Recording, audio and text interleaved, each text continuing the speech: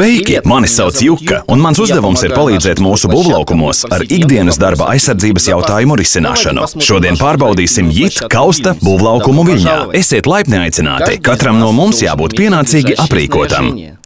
Ķīvere, aizsargbrilles, nodarbinātā apliecība, atstarojošs aizsargapģērbs un darba apavi.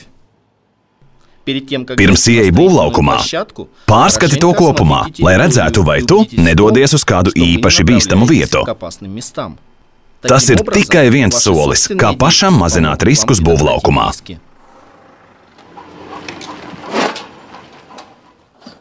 Tīrība un kārtība attiecas uz ikvienu no mums.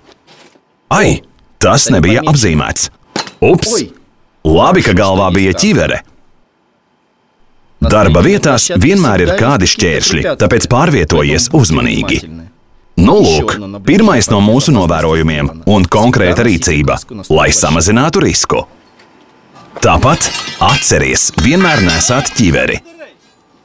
Te nu mēs redzējām, ka darba apavi izglāba vēl vienu kājas īkšķi. Uzvelc brilles. Labi.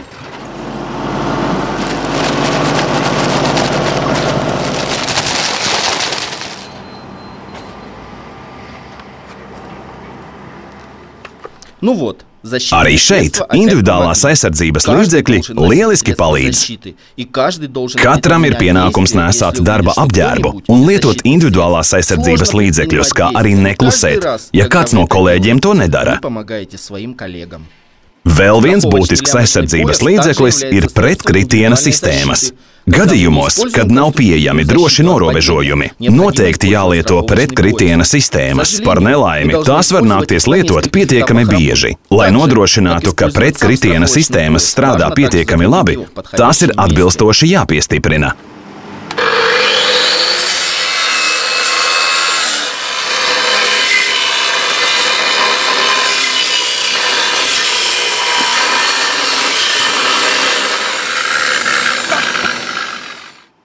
Nu lūk, izdevās likvidēt nelielu ugunsgrēku. Par laimi tas bija tikai tests un nevis reāla situācija.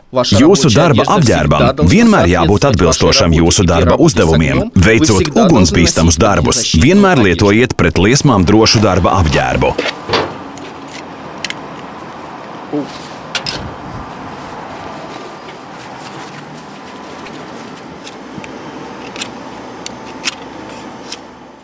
Galu galā, mēs visi esam atbildīgi par drošību.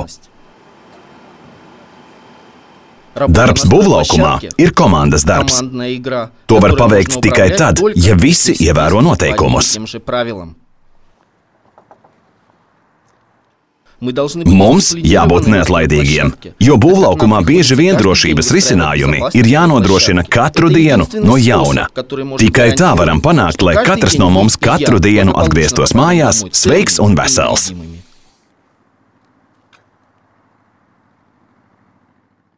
Šo filmu sagatavoja JIT.